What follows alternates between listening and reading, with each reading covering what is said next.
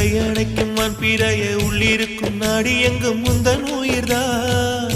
இனி வரும் எந்த பிறவியிலும் உன்னை சேர காத்திருப்பேன். விழி மூடும் இமை போல விலகாமல் வாழ்ந்திருப்பேன்.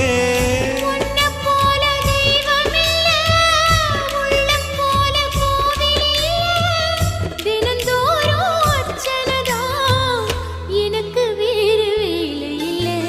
நன்றி சொல்ல உனக்கு வார்த்தை இல்லை எனக்கு, நான் தான் மயங்குறேன்.